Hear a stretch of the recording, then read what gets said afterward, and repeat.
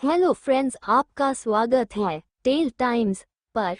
चलिए शुरू करते हैं आज की कहानी reborn of villainous season 2 episode 2। Ayana इस वक्त हाई स्कूल के अंदर बैठी हुई थी और वो किसी का इंतजार कर रही थी। तभी उसे सामने से एक 40 ईयर्स ओल्ड आदमी आता हुआ नजर आया। अयाना उसे देखकर खड़ी हो गई। वो आदमी अयाना के सामने आकर बोला, हेलो, मेरा नाम तरुण है। मैं 9th और 10th क्लास के बच्चों को मैथ्स पढ़ता हूँ।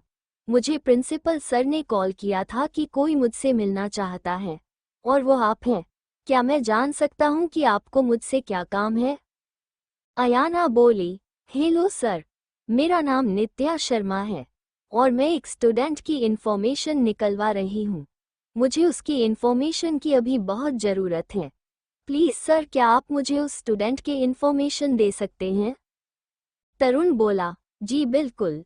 आप बताइए, आपको किस स्टूडेंट की इन्फॉर्मेशन चाहिए? अगर मैं उसे जानता होगा तो पक्का आपको उसकी इन्फॉर्मेशन दूंगा। वैसे उस स्टूडेंट का नाम क्या है?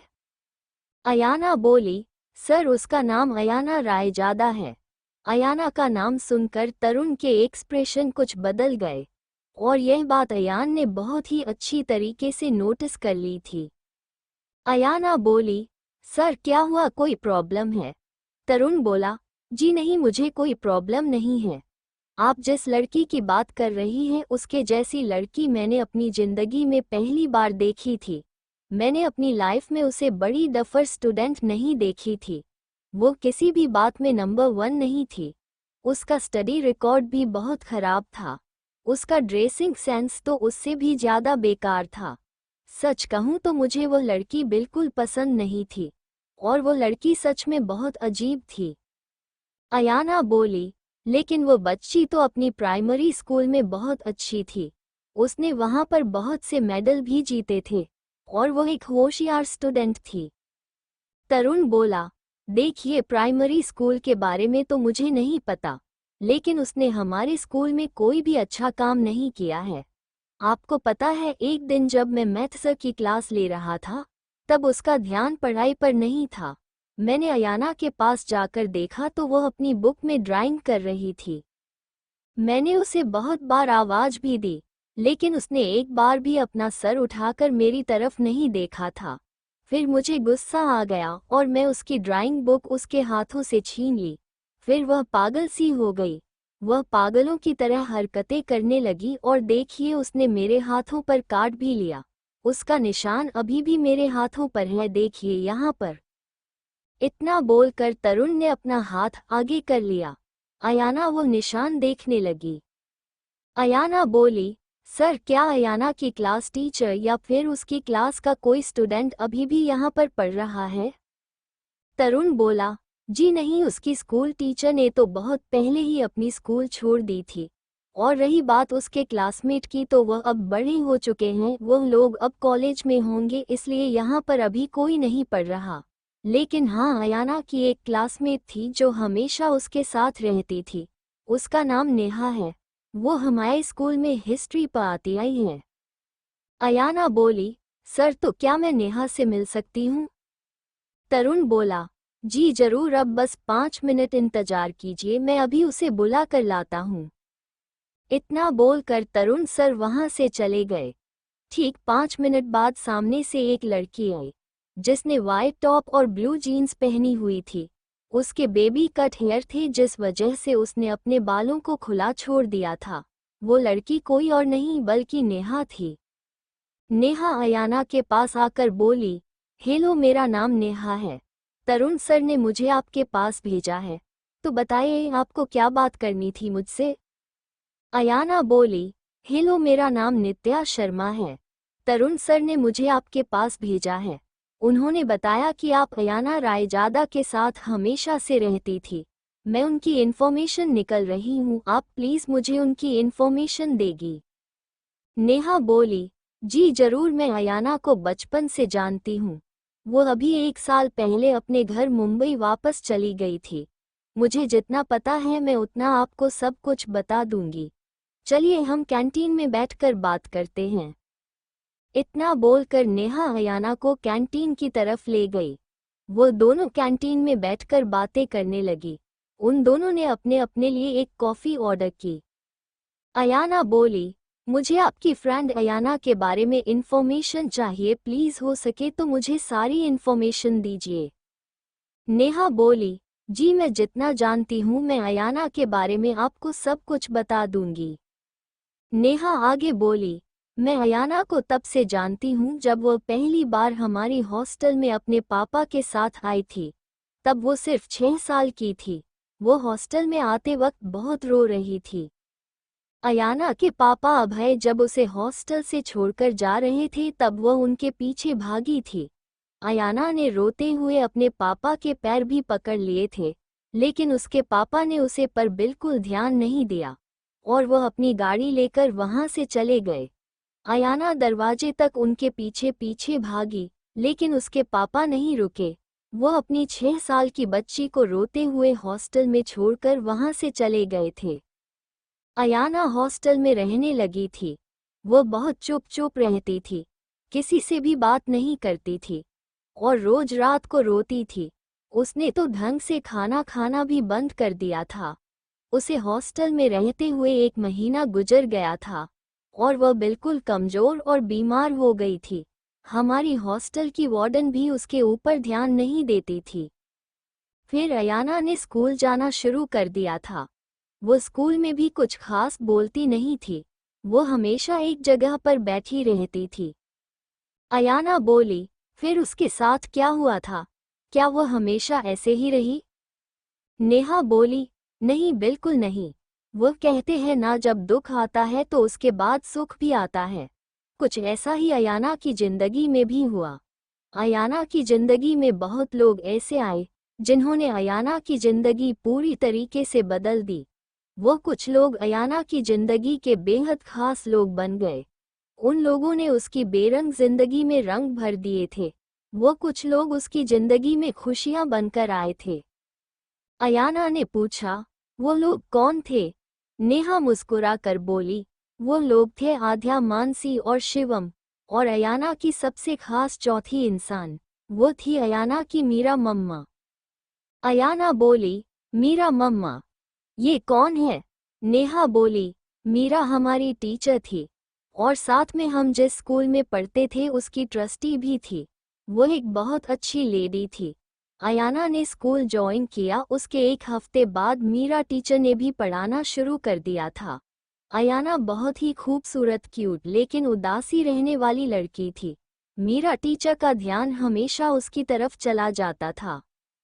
एक दिन स्कूल में अयाना को चक्कर आ गया था क्योंकि वह ढंग से कुछ खाती पीती नहीं थी और वह बहुत बीमार थी। तब मीरा टीचर ने उसकी बहुत केयर की थी। अयाना को मीरा टीचर में अपनी माँ नजर आने लगी थी। मीरा टीचर भी अयाना को अपनी बेटी की तरह ही प्यार करती थी। आद्या मीरा टीचर के देवर की बेटी थी और आद्या की बेस्ट फ्रेंड मानसी थी, जिस वजह से उन दोनों की दोस्ती अयाना से हो गई थी। वह तीनों पक्की बेस्ट फ्रेंड बन चुके थे।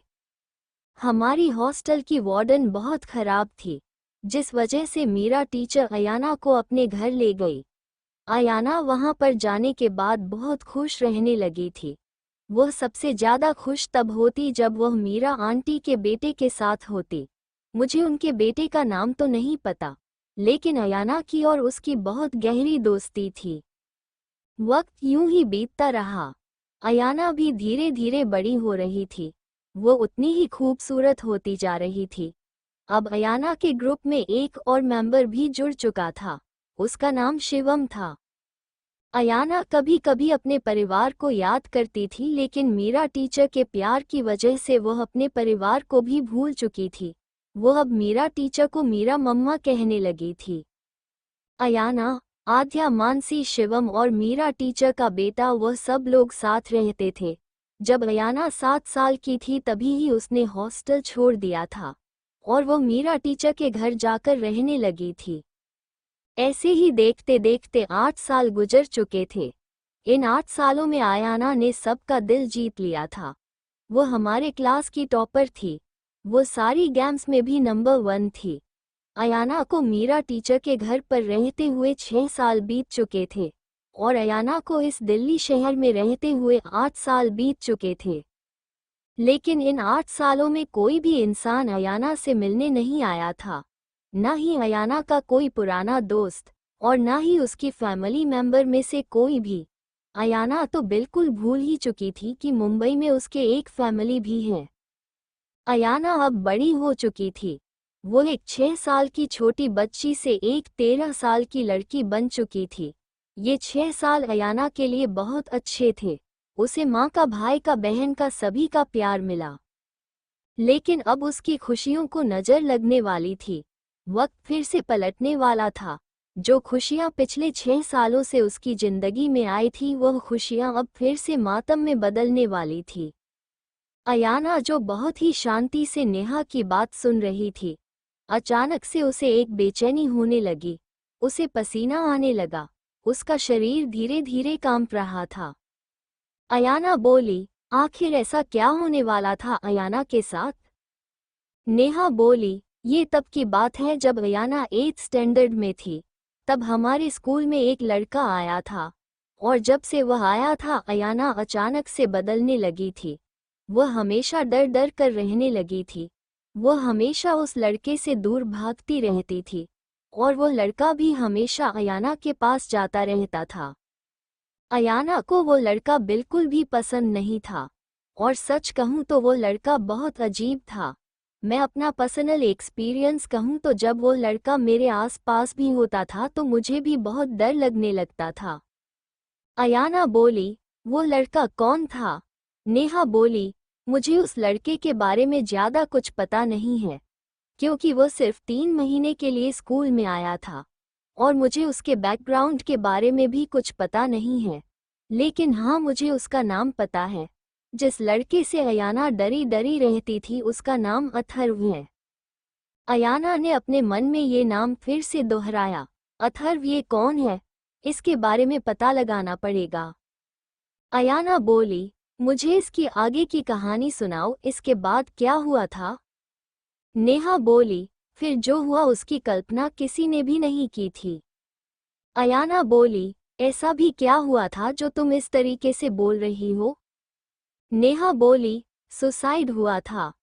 अयाना बोली, सुसाइड? किसने किया था सुसाइड? नेहा बोली, तुम्हारा सवाल गलत है। तुम्हें ये पूछना चाहिए कि कितने लोगों ने सुसाइड किया था। अयाना बोली, कितने लोगों ने सुसाइड किया था मतलब? मुझे कुछ समझ में नहीं आ रहा। नेहा बोली, अयाना जब 8th स्टैंडर्ड में थी तब 3 लोगों का सुसाइड हुआ था। अयाना सरप्राइज होकर बोली, 3 लोगों का सुसाइड? वो 3 लोग कौन थे? नेहा बोली, हाँ, 3 लोगों का सुसाइड, और वो 3 लोग कोई और नहीं बल्कि आद्या, शिवम और मीरा टीचर थी। अयाना ने जब ये बात सुनी तुम पूरी तरीके से शॉक हो गई थी।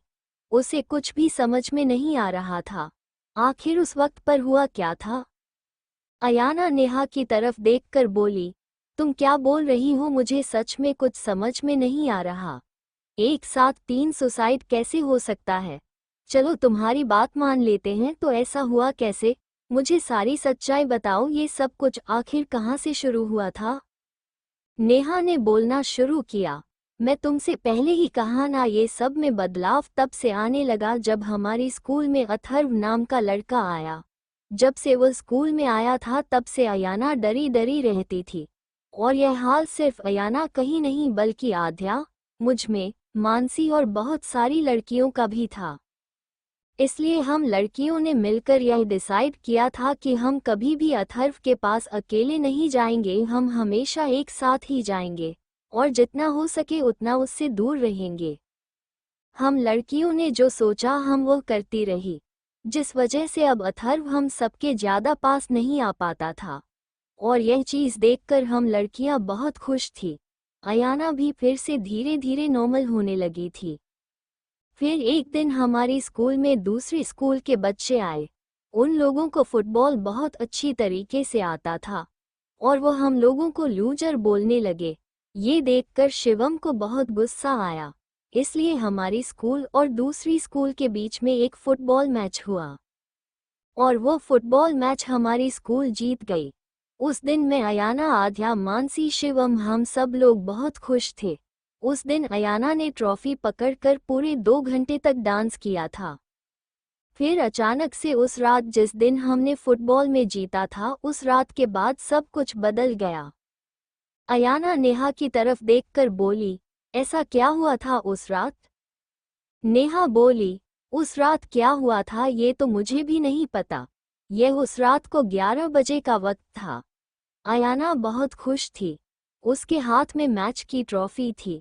वो ये ट्रॉफी आद्या को दिखाने जा रही थी और वो आद्या के रूम की तरफ चली गई। फिर क्या हुआ यह मुझे नहीं पता, लेकिन उसके बाद जब अयाना हमारे रूम में आए तो वह बिल्कुल बदली बदली सी थी। जो खुशी पहले उसके चेहरे पर दिखाई दे रही थी वह खुशी नहीं थी। इनफैक्ट वो कुछ बोल ही नहीं रही थी। उस रात मैंने उसे बहुत पूछा कि क्या हुआ, लेकिन उसने कोई भी जवाब नहीं दिया। फिर दूसरे दिन जो हुआ वो देखने की हालत हम में से किसी के भी अंदर नहीं थी। आद्या की डेथ बॉडी ग्राउंड फ्लोर पर पड़ी हुई थी और उसके सर से खून बह रहा था। अयाना ने वो भयंकर नज़ारा देखा था। उस दिन आद्या ने सुसाइड किया था। उस दिन अयाना ये देखकर 3 घंटे तक लगातार रो रही थी। आद्या की मौत की वजह से उसकी हालत पहले ही खराब थी। आद्या की मौत के ठीक 2 दिन बाद हम सबको ये खबर मिली कि शिवम ने भी सुसाइड कर लिया। शिवम अपने हॉस्टल रूम में पंखे से लटक कर मरा पड़ा था। ये सब कुछ इतनी जल्दी हुआ कि किसी को कुछ समझने का मौका ही नहीं मिला। और यहाँ अयाना की हालत बहुत खराब हो चुकी थी, क्योंकि उसने सिर्फ 2 दिन के अंदर अपने 2 करीबी लोगों को खो दिया था। और वही सही कसर पुलिस वालों ने पूरी कर दी थी। पुलिस वाले आद्या के कमरे का सीसीटीवी कैमरा देख रहे थे, लेकिन उन्हें कुछ नहीं मिला। फिर उन्होंने दूसरे सीसीटीवी कैमरा में देखा तो उन्होंने देखा कि अयाना रात के 11 बजे आद्या के कमरे में जा रही है। ये देखकर पुलिस वाले अयाना से बहुत सारे सवाल करने लगे, लेकिन अयाना ने किसी भी सवाल का कोई जवाब नहीं दिया। और उसकी ऐसी हालत देखकर मीरा टीचर ने अयाना को दिल्ली शहर से कहीं बाहर ले गई। मानसी, अयाना और मीरा टीचर सिर्फ ये तीनों ही मसूरी गए थे। उस वक्त मीरा टीचर का बेटा जो अयाना का सबसे अच्छा दोस्त था वो ऑस्ट्रेलिया गया हुआ था अपनी पढ़ाई के लिए, इसलिए उसे इस बारे में कुछ भी पता नहीं था। मीरा टीचर, अयाना और मानसी को मसूरी गए हुए 1 हफ्ता हो चुका था। फिर ठीक उसके दूसरे दिन हमें ये खबर मिली कि मीरा टीचर ने सुसाइड कर लिया है। दरअसल हुआ कुछ ये था कि मीरा टीचर की डेथ बॉडी जंगल से मिली थी और सब लोगों का यह मानना था कि मीरा टीचर पहाड़ी से कूदकर वहां पर गिरी होगी। ये 3 केस पुलिस वालों ने सुसाइड केस बांधकर इन्हें बंद कर दिया था, लेकिन सच्चाई कोई नहीं जानता था। ये सिर्फ सुसाइड है या फिर किसी की सोची समझी हुई साजिश। लेकिन हाँ, इसमें 2 बात बहुत अजीब थी। पहली बात ये कि जब ये सब कुछ हुआ तब अथर्व वहाँ पर नहीं था और इसके बाद वह कभी स्कूल आया ही नहीं। और दूसरी बात ये कि मसूरी से सिर्फ मीरा टीचर की ही डेथ बॉडी मिली थी। अयाना और मानसी का कुछ भी अता पता नहीं था। मसूरी की पुलिस ने उन दोनों को ढूंढने की बहुत कोशिश की, लेकिन वो दोनों नहीं मिली। ये सब कुछ हुआ उसे 1 महीना हो चुका था। 1 महीने बाद मसूरी पुलिस की हमें कॉल आई। उन्होंने ये कहा था कि अयाना का एक बहुत बड़ा एक्सीडेंट हो चुका है और उसे वहाँ के ही किसी अस्पताल में एडमिट किया है। ये सुनकर हम सब लोग मसूरी के लिए निकल गए, लेकिन जब वहां पहुंचकर हमने अयाना की हालत देखी तो हम सब की आंखों से आंसू आ गए थे, क्योंकि उसके सर से खून बह रहा था। अयाना के शरीर पर बेल्ट से मारने के निशान थे और उसके पैरों पर जलने के निशान थे, जैसे किसी ने गरम गरम लोहा उसके पैरों पर लगा दिया हो। उसकी हालत बहुत ही ज्यादा खराब थी। अयाना को ठीक 2 दिन बाद होश आया था, लेकिन जब उसे होश आया तब वह बहुत ही अजीब सा बिहेव कर रही थी। वो किसी भी लड़के को अपने पास नहीं आने दे रही थी और तो और वो हम में से किसी को भी पहचान ही नहीं रही थी। बस यहाँ से ही वह बदलना शुरू हो गई और फिर वो एक अजीब लड़की बन गई। जिसके हरे बाल होते हैं, जिसके पूरे बॉडी पर टैटू है, जिसने अपने चेहरे पर मेकअप किया हुआ है। ऐसे ही 4 साल गुजर गए और ठीक 1 साल पहले अयाना वापस अपने घर चली गई। फिर उसके बाद ना ही उसका कोई कॉल आया और ना ही मेरी उससे बात हुई। अयाना ने नेहा से पूछा, अयाना के साथ इतना सब कुछ हो चुका था तो क्या पुलिस वालों ने कभी कुछ नहीं किया? नेहा बोली, पुलिस वाले भी क्या करते। अयाना को कुछ भी याद नहीं था और सिर्फ वही एक इंसान थी जिसे सब सच पता था और वह सब कुछ भूल चुकी थी। कोई भी सुराग न मिलने की वजह से पुलिस वाले ने इन तीनों केस को सुसाइड केस बोलकर बंद कर दिया था। अयाना बोली, ये तो पुलिस डिपार्टमेंट वालों की लापरवाही है। इतना सब कुछ हो गया, उन्होंने एक 13 साल की बच्ची की हालत अपनी नज़रों से देखी, फिर भी उन्होंने कुछ नहीं किया। नेहा बोली, तुमने तो सुना है ना कि कानून अंधा होता है। जब तक कोई सुराग नहीं मिलता तब तक वह किसी को भी दोषी नहीं ठहरा सकते। और हमारे देश का कानून तो अंधा ही नहीं, बिका हुआ भी है। क्या पता जिन्होंने ये सब कुछ किया उन लोगों ने पुलिस वालों को पैसे खिला दिए हो। अयाना बोली, तुम बिल्कुल सही कह रही हो नेहा, लेकिन फिर भी इतना सब कुछ हो चुका, तुम बताओ तुम्हें क्या लगता है? क्या तुम्हें सच में ऐसा लगता है कि यह सब कुछ सिर्फ एक सुसाइड था? नेहा बोली, नित्या सच कहूँ तो मुझे सुसाइड नहीं लगता। मुझे ये सब कुछ किसी की सोची समझी साजिश लगती है और इसकी जड़ कहीं ना कहीं अयाना है, क्योंकि शुरुआत से सिर्फ वही थी जो सर सब जानती थी। वही थी जो आद्या के रूम में गई थी। मुझे नहीं पता उसने वहां पर क्या देखा, पर इतना जरूर कह सकती हूँ, इन 3 सुसाइड के पीछे जिसका भी हाथ होगा ना, वह वही इंसान होगा। और सच कहूँ तो मुझे इन सब के पीछे अथर्व का हाथ लगता है। पता नहीं क्यों, लेकिन मेरा दिमाग और मेरा दिल 100% की गारंटी देते हुए कहता है कि इन सब के पीछे अथर्व का ही हाथ है। अयाना बोली, तुम सही कह रही हो। ठीक है, तो अब मैं तुमसे बाद में मिलती हूँ। तुम्हारा बहुत बहुत शुक्रिया मुझे इतनी इन्फॉर्मेशन देने के लिए। मैं चलती हूँ, बाय। इतना बोलकर अयाना वहां से चली गई। अयाना ने खुद कहा, अथर्व तुम जो कोई भी हो और तुम जहां भी हो, मैं तुम्हें पाताल से भी ढूंढ निकालूंगी। अगर मुझे पता चला कि इन सब के पीछे तुम्हारा ही हाथ है तो तुम्हारा मैं वो हाल करूंगी कि तुम पिछले 7 जन्मों तक नहीं भूलोगे। इतना कहते हुए अयाना की आंखों में एक अलग सी आग थी। अथर्व का नाम सुनकर पता नहीं क्यों उसे बहुत गुस्सा आ रहा था। ऐसा लग रहा था जैसे अथर्व उसके सामने हो और वह उसे जिंदा जला के मार डाले। ये बात उसका दिल कह रहा था या दिमाग, ये खुद उसे भी नहीं पता था, लेकिन इतना जरूर था कि इन सब के पीछे जरूर अथर्व का ही हाथ था। वहीं दूसरी तरफ जयपुर इस वक्त एक कमरे में बहुत सारे खूबसूरत पक्षी थे, जो शायद ही किसी को देखने को मिले, क्योंकि उन पक्षियों की कीमत करोड़ों में थी। वह पक्षी सच में बहुत खूबसूरत थे, लेकिन वह सारे पक्षी पिंजरे में कैद थे। वह पक्षी उन पिंजरे से बाहर निकालने के लिए तड़प रहे थे, लेकिन वह चाहकर भी उसे बाहर निकल नहीं पा रहे थे, जिस वजह से उनका शोर उस पूरे कमरे में गूंज रहा था। कमरे की एक बहुत बड़ी दीवार पर पूरी दीवार को ढके हुए एक पेंटिंग बनी हुई थी। वो पेंटिंग बहुत खूबसूरत थी। वो पेंटिंग 13 साल की बच्ची की थी, जिसकी हालत बहुत खराब थी, जो बेड पर लेटी हुई थी और उसकी आंखों से आंसू बह रहे थे, लेकिन फिर भी उस लड़की की खूबसूरती कम नहीं हुई थी। उस पेंटिंग के ठीक सामने एक लड़का बैठा हुआ था, जिसकी ब्राउन आंखें थी, लेकिन उसकी आंखों में सिर्फ और सिर्फ हवस भरी हुई थी। वो अपनी हवस भरी आंखों से उस लड़की की पेंटिंग को देख रहा था। चलिए जानते हैं आखिर इंसान है कौन। तो मिलिए हमारी कहानी के विलन अथर्व रस्तोगी से। यह वही इंसान है जिन्होंने बचपन में अयाना के साथ जबरदस्ती की थी, उसका रेप किया था। यह एक बहुत बड़े माफिया हैं। ये दूसरे देशों में लड़कियों का सौदा करते हैं।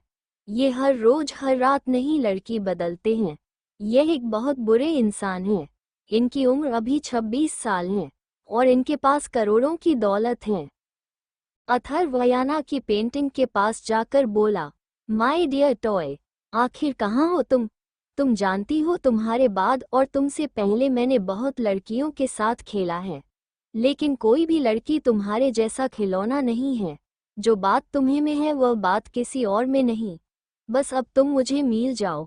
मैं वादा करता हूँ मैं अपनी हर रात सिर्फ तुम्हारे साथ बिताऊंगा, तुम्हें अपने पास रखकर, तुम्हें अपना खिलौने बनाकर।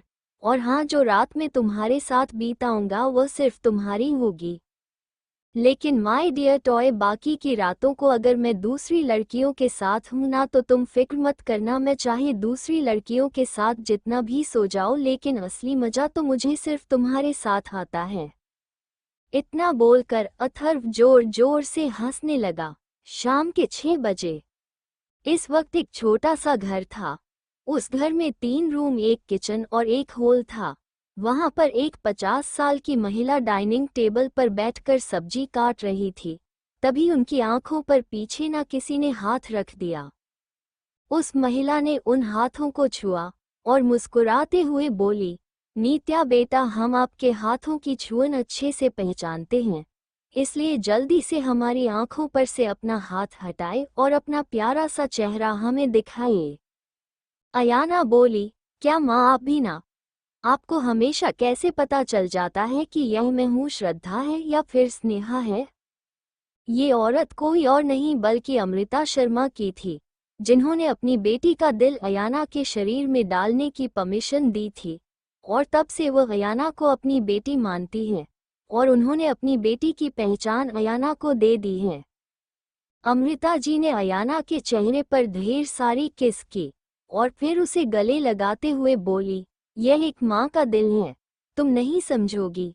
एक माँ हमेशा अपने बच्चों की आहट से ही पहचान जाती है कि उनके पास कौन सा बच्चा है। समझी मेरी बुद्धू लड़की? अयाना मुस्कुराते हुए बोली, हाँ मेरी प्यारी सी माँ, मैं सब समझ गई। अयाना ने अमृता जी को यूं ही अपने गले से लगाए रखा और वह अपने मन में सोचते हुए बोली, ये कितना अजीब है ना। मेरे अपने, जिन्होंने मुझे जन्म दिया, जिनसे मेरा खून का रिश्ता है, उन्होंने कभी भी मेरी तरफ मुड़कर भी नहीं देखा। मेरी माँ, जिन्होंने अपने स्वार्थ के लिए मुझे भुला दिया, पिछले 12 सालों में एक बार भी मुझसे मिलने नहीं आई। और यहाँ मेरी अमृत माँ है, जिनकी सुबह मेरे चेहरे देखे बगैर होती ही नहीं है, जिन्होंने कभी मुझे यह महसूस नहीं होने दिया कि मैं उनकी सगी बेटी नहीं हूँ। और ना ही उनकी दोनों बेटियों ने, श्रद्धा और स्नेहा ने, मुझे महसूस होने दिया कि मैं उनकी सगी बड़ी बहन नहीं हूँ। हे भगवान, मेरे इस परिवार का मेरा छोटा सा आशियाना हमेशा खुश रखना। अभी अयाना ये सोच ही रही थी कि तभी अमृता जी और अयाना के हाथों पर 2 और हाथ आ गए। उन दोनों के कानों में एक प्यारी सी आवाज आई, आप दोनों ना हमेशा यही करती हो? जब भी एक दूसरे को गले मिलते हो, ये भूल ही जाती हो कि आप दोनों के अलावा हम दोनों भी यही है। उद्धरण चिन्ह। ये प्यारी सी आवाज सुनकर अयाना मुस्कुरा उठी। अयाना ने अपने हाथ आगे बढ़ाकर उन दोनों को भी गले लगा लिया। ये थी हमारी अयाना की दोनों बहनें, श्रद्धा और स्नेहा। जहां श्रद्धा बड़ी थी, उसकी उम्र 19 साल थी। वो बहुत ही खूबसूरत और थोड़ी चिड़चिड़ी लड़की थी। वहीं दूसरी तरफ स्नेहा, जो घर में सबसे छोटी थी, जिसकी उम्र फिलहाल 13 साल है, और यह छोटी शैतान बहुत क्यूट है। अयाना उन दोनों को गले लगाते हुए बोली, अरे ऐसे कैसे हो सकता है? तुम्हारी बड़ी बहन तुम दोनों को कैसे भूल सकती है? मैं तुम दोनों के पास आने ही वाली थी, लेकिन माँ ने इतने दिनों से इतना मिस किया था कि वह मुझे छोड़ ही नहीं रही थी। अब मैं क्या करूं? वैसे ये सारी बातें छोड़ो, मैं तुम दोनों के लिए क्या लाई हूं, ये देखो। इतना बोलकर अयाना उन दोनों को उनके गिफ्ट देने लगी। श्रद्धा के लिए एक प्यारा सा अनारकली सूट था, जो रेड और वाइट के कॉम्बिनेशन से बना हुआ था। हालांकि वह बहुत महंगा था, लेकिन अयाना ने उसकी कीमत सिर्फ 2000 रुपये बताई थी। वही स्नेहा को पेंटिंग करना बहुत पसंद था, इसलिए अयाना उसके लिए पेंट ब्रश और बोर्ड लाई थी, जो बहुत अच्छा था। वह अपनी अमृत माँ के लिए एक प्यारी सी साड़ी लाई थी, जो ऑरेंज और नेवी ब्लू रंग की थी। वो साड़ी भी बहुत खूबसूरत थी। वह तीनों अयाना के लाए हुए गिफ्ट्स देखकर बहुत खुश हो गए थे। फिर अमृत जी ने अपनी तीनों बेटियों के लिए उनके मनपसंद का खाना बनाया और वह उन तीनों को अपने हाथों से खाना खिलाने लगी। अमृता जी की तीनों बेटियां भी अपने हाथों से अपनी मां को खाना खिला रही थी। आज बरसों बाद अयाना को एक परिवार का प्यार मिल रहा था, एक मां का प्यार मिल रहा था जो रूप जी ने कभी उसे नहीं दिया था, बहनों का प्यार मिल रहा था जो रिद्धिमा, रोहिणी और रूहानी ने कभी नहीं दिया था, एक परिवार का प्यार मिल रहा था जो रायजादा परिवार ने कभी नहीं दिया था। शायद इसीलिए वो अंडरवर्ल्ड की क्वीन होने के बावजूद, उसके पास करोड़ों रुपए होने के बावजूद वो एक नॉर्मल सी और मिडिल क्लास लाइफ जीना चाहती थी, जिसमें प्यार है, माँ का दुलार है, बहनों की शरारत है। रात के 11 बजे इस वक्त अयाना, स्नेह, श्रद्धा तीनों एक बेड पर लेटी हुई थी। उनकी माँ उन तीनों के पास बैठ गई। अयाना ने अमृता जी का हाथ पकड़ा और बोली, माँ बहुत दिन हो गए हैं आपकी लोरी नहीं सुनी, आज प्लीज आप हम तीनों को लोरी सुनाकर सुलाएगी। अमृता जी अयाना की बात सुनकर मुस्कुरा उठी। अमृता जी अपनी तीनों बेटियों के बीच में जाकर बैठ गई। श्रद्धा ने अमृता जी का हाथ पकड़ लिया। स्नेहा ने अमृता जी की गोद में अपना सर रख लिया। अमृता जी अयाना के सर पर थपकी देने लगी और अमृता जी ने लोरी गाना शुरू किया। लोरी लोरी लोरी लोरी लोरी लोरी लोरी लोरी लोरी, चंदनिया छुप जाना रे, क्षण भर को लुक जाना रे, निंदिया आंखों में आए, बिटिया मेरी सो जाए, HMM, निंदिया आंखों में आए, बिटिया मेरी सो जाए, लेकर गोद में सुनाओ, गाँव रात भर सुनाओ, मैं लोरी लोरी। गार्धनिया छुन छुन बजे, पलकों में सपना सजे, धीमे धीमे होले होले पवन बसंती डोले, लेकर गोद में सुनाओ, गानू रात भर सुनाओ, मैं लोरी लोरी। लोरी लोरी लोरी लोरी लोरी लोरी, ऐसे अमृता जी को अपनी तीनों बेटियों को सुलाते हुए रात के 11:30 बज चुके थे। उन तीनों के सो जाने के बाद अमृता जी ने उन दिनों के सर पर प्यार से एक किस की और फिर वह वहां से उठकर अपने कमरे में चली गई। अगली सुबह के 6 बजे मुंबई में रायजादा मेंशन के अंदर अभय जी ने इस वक्त रूप जी को अपनी बाहों में उठाया हुआ था। रूप जी उनकी गोद में सो रही थी। उनके हाथों में अभी भी वही गुड़िया थी जो वह अपनी बेटी मानती थी। रिधान और रिद्धिमा दोनों ने भी अपना सामान पैक कर लिया था। वो चारों रूप जी का इलाज कराने के लिए दिल्ली जा रहे थे। रिधान अभय जी से बोला, पापा आज सुबह के 10 बजे डॉक्टर सुहानी सहाय की अपॉइंटमेंट है, इसलिए हमें जल्दी से जल्दी दिल्ली पहुंचना होगा। अभय जी ने उसकी बात सुनकर अपना सर हिला दिया और वो चारों अपनी गाड़ी में बैठकर दिल्ली की तरफ चले गए। वहीं दूसरी तरफ दिल्ली में अमृता जी अपनी बेटियों के कमरे में आए और उनको उठाते हुए बोली, बच्चों चलो चलो जल्दी उठो, सुबह हो गई है, तुम तीनों को अपने अपने काम पर भी जाना है। स्नेहा बोली, माँ प्लीज थोड़ी देर और सोने दो ना। अमृता जी बोली, आज कोई भी प्लीज नहीं चलेगा, घड़ी में देखो 6:30 बज चुके हैं, 7:30 तुम्हारी स्कूल बस तुम्हें लेने आ जाएगी, अब उठो। और श्रद्धा बेटा तुम भी उठ जाओ, 8 बजे तुम्हारे कॉलेज का लेक्चर है, चलो जल्दी उठो। नीत्या बेटा चलो तुम भी उठ जाओ, तुम्हें भी अपनी जॉब पर जाना है, चलो चलो उठो तुम तीनों और जल्दी से फ्रेश होकर आओ, मैं तुम तीनों के लिए तुम्हारी पसंद का ब्रेकफास्ट बनाती हूँ, चलो अपनी आलस खत्म करो। और जो भी अमृता जी के इतना उठाने के बाद वह तीनों बहन है फाइनली उठ चुकी थी और वह तीनों अपने अपने काम के लिए निकलने वाली थी। स्नेहा जो भी 13 साल की थी और 8th स्टैंडर्ड में पढ़ती थी, वही श्रद्धा जो 19 साल की थी, वह बीकॉम कर रही थी, जो कॉलेज में पढ़ती थी। वही हमारी नीत्या, ओह सॉरी अयाना, जो एक 5 स्टार होटल में मैनेजर थी, वो रोज सुबह उठकर अपनी मैनेजर की जॉब के लिए जाती थी। थोड़ी देर बाद तीनों फ्रेश होकर डाइनिंग टेबल पर बैठी हुई थी और वह अपना अपना ब्रेकफास्ट कर रही थी। अमृता जी सच में बहुत अच्छा खाना बनाती थी। अमृता जी की एक फूड सर्विस भी थी, जहां पर वो लोगों को लंच के डिनर के टिफिन देती थी। ब्रेकफास्ट करने के बाद वो तीनों अपने अपने काम पर चली गई। आज अयाना को कोई भी टैक्सी नहीं मिली थी, जिस वजह से आज वह मेट्रो से जाने वाली थी और वह मेट्रो स्टेशन में मेट्रो का आने का इंतजार कर रही थी। ऐसे ही पूरा 1 घंटा बीत चुका था और 8:30 बज चुके थे। रूप जी उठ चुकी थी और वह अपनी बड़ी बड़ी आंखों से दिल्ली के नज़ारे को देख रही थी। वो लोग आधे घंटे पहले ही एयरपोर्ट से बाहर निकले थे। अभी रूप जी आसपास अच्छी रही थी कि तभी उनकी नज़र एक जगह पर आकर रुक गई और उनके मुंह से अचानक से ही निकला, अयाना। रूप जी अभय जी की तरफ देखकर बोली, अब भाई वहां देखी हमारी बड़ी वाली अयाना, देखिए देखिए तो उस तरफ जा रही है। रूप जी की बात सुनकर भी अभय जी ने उस तरफ नहीं देखा और उन्होंने रूप जी को शांत रहने का इशारा किया, लेकिन रूप जी शांत नहीं हुई। वह बार बार यही कह रही थी कि उनकी बड़ी वाली अयाना वहां पर है।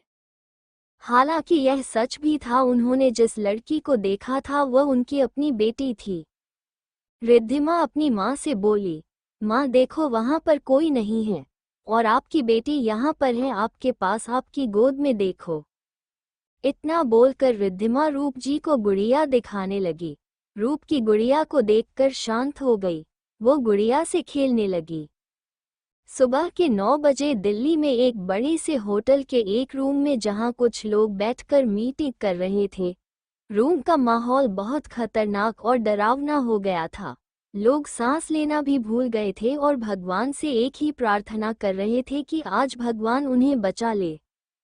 वहां पर बैठे हर शख्स सामने बैठे एक हैंडसम से नौजवान को देखकर काफी डरे हुए थे। उसके आसपास से बेहद ही ठंडी हवा आने का आभास हो रहा था। वो सोफे पर किसी शैतानों के राजा की तरह बैठा हुआ था। उसकी आंखें नीली और गहरी थी। उसका सुंदर रंग रूप था और वाइट शर्ट में बेहद हैंडसम लग रहा था। उसकी सुंदरता इस दुनिया से बिल्कुल परे थी। उसकी नीली आंखें और खूबसूरत होंठ के साथ उसके चेहरे के परफेक्ट फीचर किसी का दिल धड़कने के लिए काफी थे। उस वक्त उस शख्स की दिलकश आंखें सामने बैठे लोगों को घूर रही थी, शांति से नहीं बल्कि गुस्से से। वो शख्स अपनी रोबदार आवाज में बोला, क्या तुम लोगों ने मुझे ये बताने के लिए यहाँ पर बुलाया है? तुम लोगों से एक काम ठीक से नहीं होता है। वो नौजवान शख्स टेबल पर फल सकते हुए बेहद गुस्से से कहता है। उसकी ऐसी ठंडी हवा सुनकर उस रूम में बैठा हर शख्स का कांप रहा था। एक आदमी अपना थूक गटकते हुए कहता है, सर, 1 हफ्ते में ये प्रोजेक्ट पूरा हो जाएगा, कुछ प्रॉब्लम के? वो हैंडसम सा लड़का उसकी तरफ देखते हुए गुस्से में कहता है, 2 दिन में ये प्रोजेक्ट पूरा हो जाना चाहिए। प्रॉब्लम और मिस्टेक सुनने के लिए मेरे पास टाइम नहीं है। वह आदमी डर के मारे हाँ कह देता है, क्योंकि उसे पता था अगर उसने कुछ भी कहा तो अगली बार बोलने के लायक नहीं रहेगा, क्योंकि सामने बैठा शैतान उसकी एक छोटी सी गलती पर उन्हें मौत के घाट उतार सकता था। वो शख्स अपनी ठंडी आवाज में बोला, तुम सब जा सकते हो। यह आवाज सुनकर सबको ऐसा लगता है जैसे वो अभी मौत के मुंह से बाहर निकले हो। वो सब बिना एक पल गनवाए वहां से गायब हो जाते हैं। तभी उसकी सेक्रेटरी ईशा कहती है, सर आप काफी लेंगे? उसकी बात सुनकर वो बस हाँ में अपना असर दिला देता है। ईशा खुशी से कॉफी लेने चली जाती है। जानते हैं आखिर शख्स है कौन? ये है हमारे हीरो मेहर ओबरॉय। इनकी उम्र 26 साल है।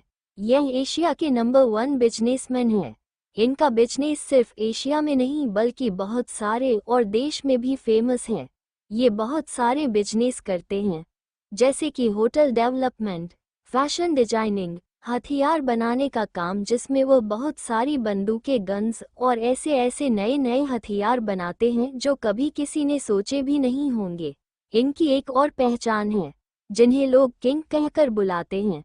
इसके बारे में हम आगे जानेंगे। हेलो दोस्तों, मुझे पता है क्या आप सबको मेहर ओबरॉय कुछ खास पसंद नहीं आया। क्योंकि आप सबको ऐसा लगता था कि मिहिर अयाना का नहीं बल्कि माही का अपोजिट है। सो मैं आपकी कन्फ्यूजन दूर कर देती आई हूँ। मिहिर ओबरॉय हमारी कहानी का हीरो है और हमारी अयाना उसे आज से नहीं बल्कि बचपन से जानती है। मिहिर का इस कहानी में होना बहुत बड़ा रोल प्ले करता है। मिहिर की वजह से अयाना अपनी मंजिल तक पहुंच पाएगी। मिहिर ही होगा जो अयाना के एक सच्चे जीवन साथी की तरह उसके बदले में उसका साथ देगा। और दूसरी बात, मिहिर ओबरॉय हमारी कहानी के मेन लीड हैं। वही हमारी कहानी के सेकंड लीड मिहिर ओबरॉय के जुड़वा भाई माहिर अग्निहोत्री हैं। इसलिए आप लोग प्लीज मिहिर और माहिर में कंफ्यूज मत होना, ठीक है? चलिए मैं आगे कहानी शुरू करती हूँ। वही होटल के दूसरी तरफ एक लड़की सबको उनका काम समझा रही थी। उसके बाल बार बार उसके चेहरे पर आकर उसे परेशान कर रहे थे और वह उन पर ध्यान न देते हुए अपना काम कर रही थी। तभी एक लड़का उसके पास आता है और उसका नाम पुकारता है, नीत्या। नीत्या यानी कि हमारी अयाना पलट कर देखती है। वो लड़का उसे एकटक देखने लगता है। तभी हमारी अयाना कहती है, कहिए अमन सर। अमन का ध्यान टूटता है और वो कहता है, सारे अरेंजमेंट हो गए ना? अयाना कहती है, जी सर सब हो गया। ये है हमारी अयाना खूबसूरती की मिसाल और साथ में इस होटल की मैनेजर भी। अयाना यहीं पर जॉब करती है। हमारी हीरोइन के प्यार में न जाने कितने ही लड़के दीवाने हो गए थे और कितनी ही लड़कियां उससे जलती थी, लेकिन हमारी हीरोइन सभी की बातों को इग्नोर करते हुए सिर्फ अपने काम पर फोकस रहती थी। अमन उस होटल के मालिक का बेटा था। वो हमारी अयाना को बहुत पसंद करता था। वो उसे अपनी गर्लफ्रेंड बनना चाहता था, पर आज तक उसने कभी कहा नहीं था। अयाना अमन से बात कर ही रही थी कि तभी एक लड़की दौड़ती हुई आई और हौंफते हुए कहती है, नित्या रूम नंबर 308 में कॉफी की जगह ऑरेंज जूस रखने को कहा गया है। अयाना चौंक कर कहती है, क्या वह लोग आ ही गए हैं और तुम मुझे अभी बता रही हो? निशा उद्धरण चिन्ह। निशा खुद की सांसों को नॉर्मल करते हुए कहती है, मुझे भी अभी पता चला। तुम वहां पर ऑरेंज जूस भिजवा दो ना, तब तक मैं उन्हें देखती हूँ।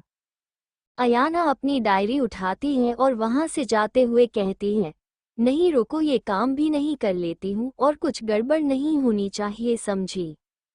अयाना जल्दी से अपने हाथ में ऑरेंज जूस की ट्रे लेकर रूम नंबर 308 की ओर जाती है और जल्दी जल्दी में वो 307 का दरवाजा खोलने लगती है।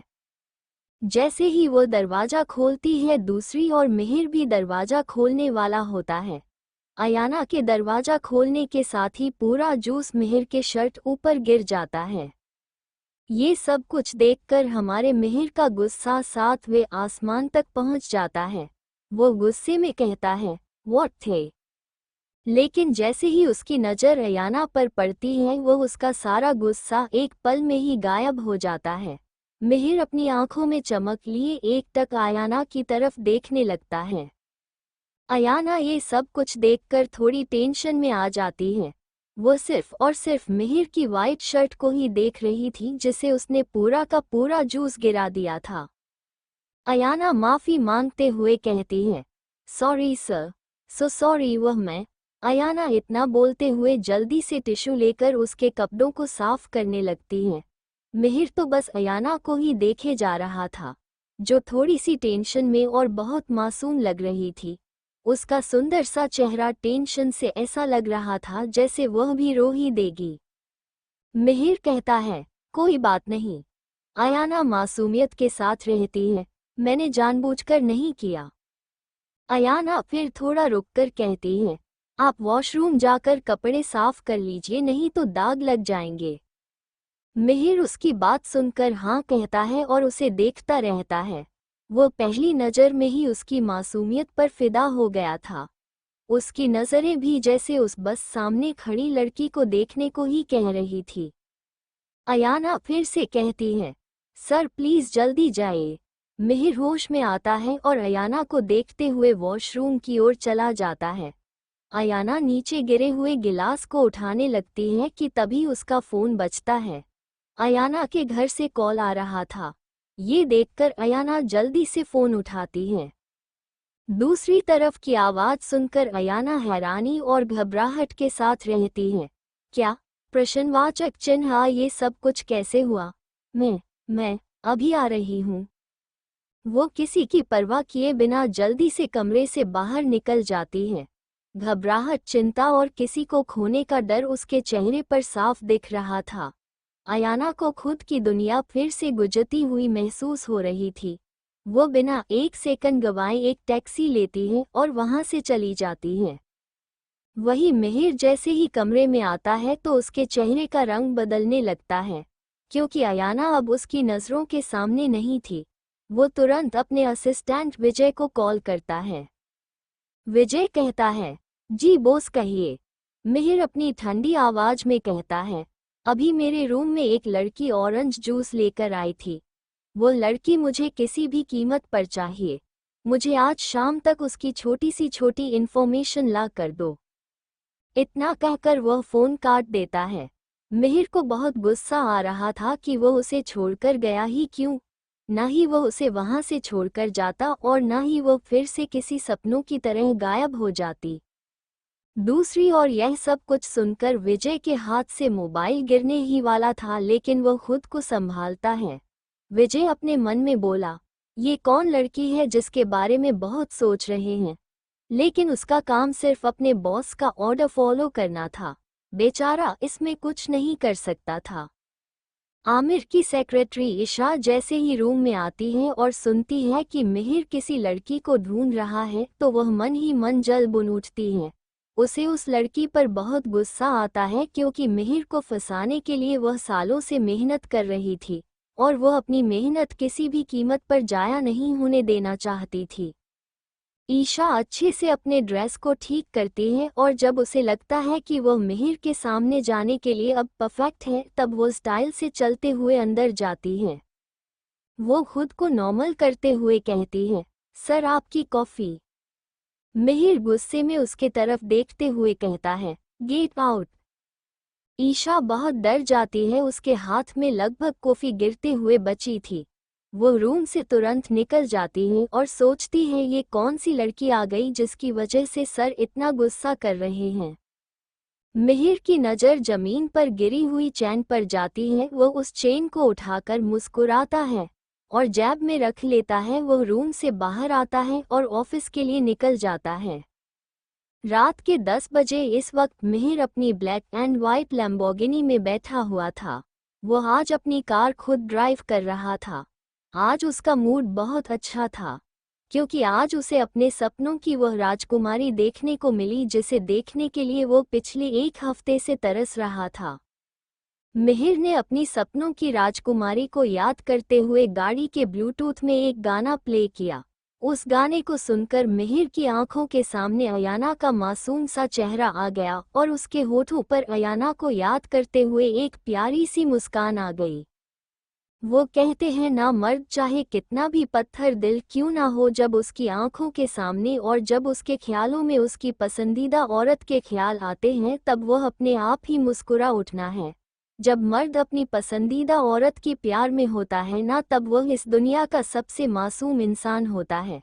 और आज वही खुशी और वही मासूमियत मिहिर के चेहरे पर देखने को मिल रही थी।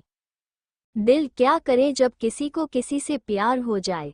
जाने कहाँ कब किसी को किसी से प्यार हो जाए। ऊंची ऊंची दीवारों से इस दुनिया की रस्में, ना कुछ तेरे बस में और ना कुछ मेरे बस में। दिल क्या करे जब किसी को किसी से प्यार हो जाए। गाने की यह लाइन सुनते ही मिहिर की आंखों के सामने अपनी और अयाना की पहली मुलाकात घूमने लगी थी। एक हफ्ते पहले ऐसे ही सुहानी शाम थी। काले काले बादल आसमान में अपनी बिजलियां कड़का रहे थे। चारों तरफ हल्की हल्की बारिश हो रही थी। उस वक्त मौसम बहुत अच्छा था। मिहिर अपनी गाड़ी की बैक सीट में बैठा हुआ था और अपने लैपटॉप में काम कर रहा था। उसकी गाड़ी ट्रैफिक में फंसी हुई थी। तभी मिहिर की कानों में किसी के खिलखिला के हंसने की आवाज़ सुनाई दी। ना चाहते हुए भी मिहिर का ध्यान उस तरफ चला गया जहां पर अयाना अपनी बहन स्नेहा के साथ मस्ती कर रही थी। वो दोनों पूरी तरीके से बारिश के पानी से भीग चुकी थी। अयाना और स्नेह एक गड्ढे के अंदर खड़ी थी जहां पर ढेर सारा पानी भरा हुआ था और वह दोनों वहां पर उछल रही थी, जिस वजह से गड्ढे का पानी उन दोनों के ऊपर आकर गिर रहा था। उन दोनों की छतरी एक तरफ गिरी हुई थी और वह दोनों पूरी दुनिया भूलकर अपनी मस्ती में ही मस्त थी। अयाना उस वक्त प्यारी, मासूम और बिल्कुल बच्चों की तरह लग रही थी। ये देखकर हमारे मिहिर की नज़र सिर्फ और सिर्फ उस पर ठहर सी गई थी। अयाना को मस्ती करता हुआ देखकर मिहिर के होठों पर एक प्यारी सी मुस्कान आ गई थी। तभी थोड़ा सा ट्रैफिक क्लियर हुआ और मिहिर के ड्राइवर ने गाड़ी थोड़ी सी आगे बढ़ा दी, जिस वजह से मिहिर का ध्यान दूसरी तरफ चला गया। थोड़ी ही देर बाद महीने पलटकर फिर से उस जगह पर देखा तो वहां पर कोई भी नहीं था, जिस वजह से उसे बहुत गुस्सा आ रहा था, क्योंकि अभी अभी उसने जिस लड़की को देखा था वह पहली लड़की थी जिसे देखने के बाद उसके चेहरे पर एक प्यारी सी मुस्कान आई थी। उस लड़की को देखने के बाद आज पहली बार उसका दिल तेजी से धड़का था। आज पहली बार उसके दिल में किसी लड़की के लिए फीलिंग्स आई थी और आज अयाना को देखकर पहेलिए ही नज़र वाला प्यार हो गया था। अभी का वक्त मिहिर तो बस उन मुलाकातों के बारे में ही सोच रहा था, पहले बारिश में और दूसरी बार होटल के रूम में। तभी मिहिर ने अपनी जेब से वह चैन निकला जो अयाना का था। उसे चैन में दिल का पेंडेंट था। उस दिल में छोटे छोटे बहुत सारे डायमंड लगे हुए थे। दिल के आकार का पेंडेंट देखकर मिहिर के मुंह से सिर्फ एक शब्द निकला, हार्ट बीट, धक धक करता दिल, धक धक करता दिल। मैं तेरी याद में सबको भुला दूं, इस दुनिया को तेरी तस्वीर बना दूं। मेरा बस चले तो दिल चीर के दिखा दूं। हो दौड़ रहा है साथ लहू के प्यार तेरा नस नस में। ना कुछ तेरे बस में है ना कुछ मेरे बस में। दिल क्या करे जब किसी को किसी से प्यार हो जाए। जाने कहाँ कब किसी को किसी से प्यार हो जाए। अभी मिहिर ये सब कुछ याद करके खुश हो ही रहा था कि तभी उसकी नज़र सामने की तरफ चली गई। मिहिर ने अपने सामने जो देखा उसे उस बात पर विश्वास ही नहीं हो रहा था। सामने वही लड़की खड़ी थी जिसके सपने वह भी अभी देख रहा था। पहले तो मिहिर को लगा कि इतनी देर से अपनी राजकुमारी के बारे में सोचने के बाद उसे हर तरफ अपनी राजकुमारी ही दिख रही है, लेकिन जब उसने उस लड़की को ध्यान से देखा तब उसे यकीन हुआ कि वो कोई उसका वहम नहीं बल्कि हकीकत है। मिहिर ने जल्दी से अपनी गाड़ी रोकी और अपने कदम अयाना की तरफ बढ़ाने लगा। मिहिर जैसे जैसे अपने कदम अयाना की तरफ बढ़ा रहा था उसकी दिल की धड़कनें तेज हो रही थी। लेकिन जब मिहिर ने आयना का चेहरा देखा तो उसे थोड़ा सा शक हुआ। मिहिर को लग रहा था कि इस लड़की के साथ कुछ ठीक नहीं है, इसलिए वह जल्दी जल्दी अपने कदम अयाना की तरफ बढ़ाने लगा। मिहिर जैसे ही अयाना के पास पहुंचा और वह उसे कुछ कह पाता उससे पहले ही अयाना उसकी बाहों में बेहोश हो चुकी थी। मिहिर ने जल्दी से अयाना को पकड़ा और उसे देखकर फिक्र से बोला, हार्ट बीट क्या हुआ तुम्हें, उठो हार्ट बीट। मिहिर ये सब कुछ बोलते हुए बहुत ही ज्यादा टेंशन में लग रहा था। तभी मिहिर की नज़र अयाना के चेहरे की तरफ चली गई, जहां पर आंसुओं के निशान थे। ये देखकर मिहिर को बहुत गुस्सा आ रहा था और उसने अपनी हाथों की कसकर मुठियां बना ली थी। वो अपने मन में यही सोच रहा था कि आखिर किसकी इतनी हिम्मत हुई जिसने उसकी हार्ट बीट को रुलाया। मिहिर ने जल्दी से अयाना को अपनी बाहों में उठाया और अपनी गाड़ी की तरफ ले गया और उसे पैसेंजर सीट पर बिठा दिया। फिर उसके बाद जल्दी से मिहिर खुद ड्राइविंग सीट पर बैठ गया। मिहिर ने अपना फ़ोन लिया और अपने असिस्टेंट को कॉल किया, 15 मिनट के अंदर मुझे डॉक्टर की पूरी टीम ओबरॉय मेंशन के अंदर चाहिए। इतना बोलकर मिहिर ने अपना फ़ोन काट दिया और वह बड़ी ही तेजी से अपनी कार ड्राइव करने लगा। यहाँ तक कि मिहिर ने सारे ट्रैफिक रूल्स को भी तोड़ दिया था और वो बस अपनी राजकुमारी को साथ लेकर तेजी से अपने मेंशन की तरफ जा रहा था। 10 मिनट बाद मिहिर ने अपनी गाड़ी ओबरॉय मेंशन के सामने रोक दी। मिहिर ने जल्दी से गाड़ी का दरवाजा खोलकर अयाना को अपनी गोद में उठाया और वह मैंशन के अंदर की तरफ चला गया। ओबरॉय मैंशन जो सफ़ेद रंग से बना हुआ था, उस मैंशन में सफ़ेद रंग के अलावा कोई और दूसरा रंग नजर ही नहीं आ रहा था। मैंशन के एंट्रेंस गेट पर 25 बॉडीगार्ड खड़े हुए थे। उन सभी के हाथों में गन थी। मैंशन की फ्रंट साइड पर 50 बॉडीगार्ड खड़े हुए थे और मैंशन की बैक साइड पर 25 बॉडीगार्ड, और ओबरॉय मैंशन के चारों तरफ कुछ स्पेशल बॉडीगार्ड खड़े हुए थे। वो 30 स्पेशल बॉडीगार्ड थे। सिर्फ उन 30 बॉडीगार्ड्स के कपड़ों पर MK लिखा हुआ था। ऐसे ही पूरे मैंशन के चारों तरफ 130 बॉडीगार्ड्स खड़े हुए थे। मिहिर जैसे जैसे अपने मैंशन की तरफ बढ़ रहा था, वैसे सभी लोग सिर्फ उसे ही देख रहे थे, क्योंकि यह पहली बात था जब उन लोगों ने मिहिर को किसी लड़की के साथ देखा था, और वह भी मिहिर खुद उस लड़की को अपनी बाहों में उठा कर आ रहा था। यह नज़ारा देखकर वहां पर जितने भी नौकर और बॉडीगार्ड से उनकी हालत ऐसी हो गई थी जैसे उन्होंने सूरज को पश्चिम दिशा की तरफ से उगते हुए देख लिया था। मिहिर को अपने ऊपर बहुत सारे लोगों की नज़रों की तपिश महसूस हुई, इसलिए मिहिर ने अपनी नज़र चारों तरफ घुमाई। मिहिर की नज़र को देखकर सब लोग हड़बड़ा गए और उन सभी ने अपने सर नीचे कर लिए। मिहिर जल्दी से अयाना को लेकर अपने कमरे की तरफ पहुंच गया। मिहिर ने अयाना को बड़े ही आराम से बिस्तर पर लेटा दिया, जैसे वो कोई इंसान न होकर कांच की गुड़िया हो, जिसे अगर किसी ने थोड़ा सा छू भी लिया या फिर उसे थोड़ी सी भी चोट लग गई तो वो बिखर जाएगी। तभी मिहिर के कमरे का दरवाज़ा नॉक हुआ। मिहिर ने अपने कमरे का दरवाज़ा खोला। दरवाजे पर पूरी की पूरी डॉक्टर की टीम खड़ी हुई थी और उनके साथ मिहिर का असिस्टेंट भी खड़ा हुआ था।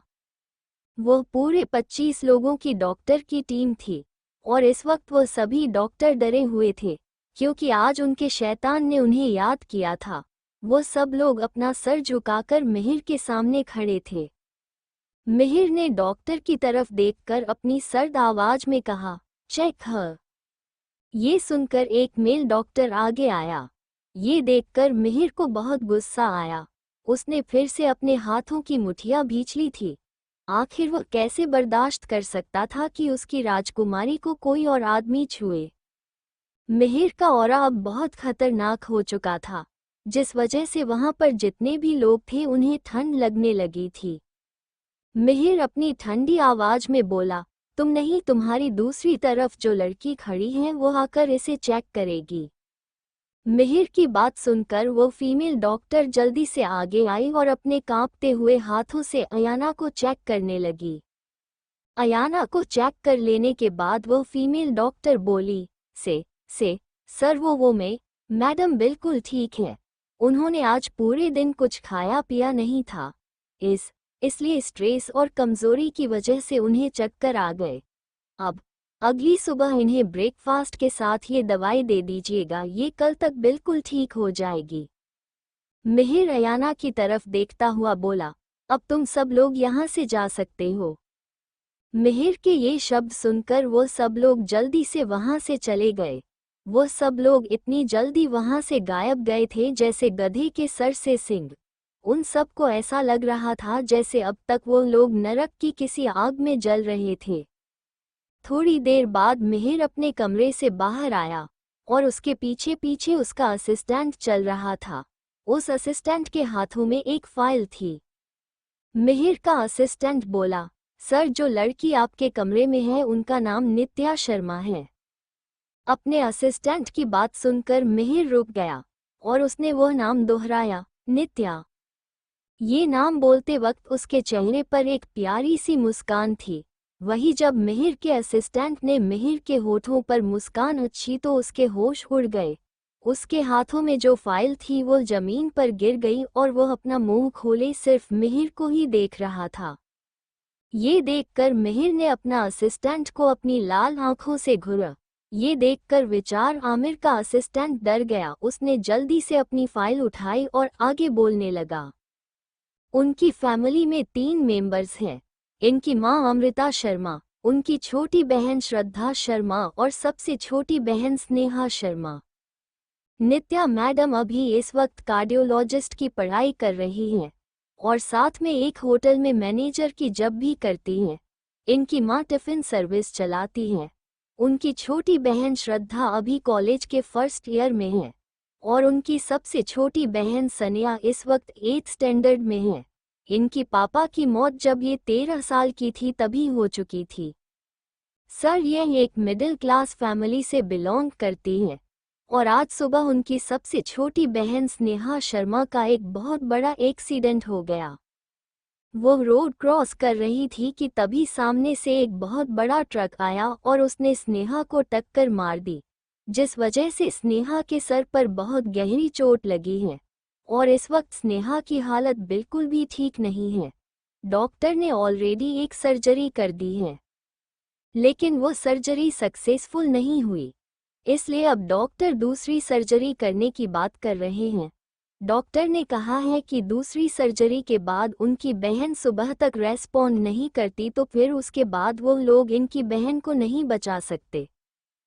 ये बात सुनकर मिहिर को अयाना का वो चेहरा याद आने लगा जब उसके चेहरे पर ढेर सारे आंसुओं के निशान थे। अब मिहिर को पता चल चुका था कि क्यों वो इतनी परेशान थी। मिहिर ने अपने असिस्टेंट से कहा, मुंबई से दिल्ली एक बेस्ट न्यूरोलॉजिस्ट की टीम आए हैं, उस पूरी टीम को स्नेहा की सर्जरी करने के लिए लगा दो। और हाँ, ये सर्जरी और हॉस्पिटल का जितना भी बिल हो वो सब कुछ मैं पेमेंट कर दूंगा। और आज सुबह तक मुझे स्नेहा पूरी तरीके से ठीक चाहिए, वरना उन डॉक्टर को बोल देना कि वो लोग अपने घर सही सलामत नहीं जा पाएंगे। इतना बोलकर मिहिर अपने कमरे की तरफ चला गया। वहीं मिहिर का असिस्टेंट अपने काम में लग गया। हेलो दोस्तों, तो आज का चैप्टर बस यही तक। आज का चैप्टर आप सबको कैसा लगा कमेंट में ज़रूर बताना। दोस्तों, यहाँ पर छोटी सी कंफ्यूजन हो गई है कपल्स के बीच, तो मैं ये कंफ्यूजन क्लियर कर देता हूँ। इस कहानी में कितने कपल्स हैं और वो लोग किसका अपोजिट हैं मैं आप सबको बता देती आई हूँ, लेकिन वो लोग किस तरीके से एक दूसरे से मिलेंगे वो मैं आपको नहीं बता रही।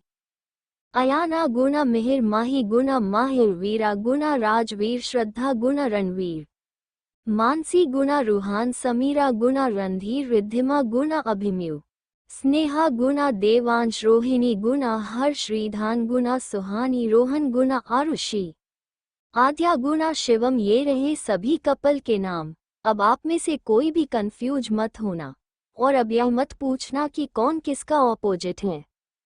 और दूसरी कंफ्यूजन भी मैं यहाँ पर सॉल्व कर देती आई हूँ।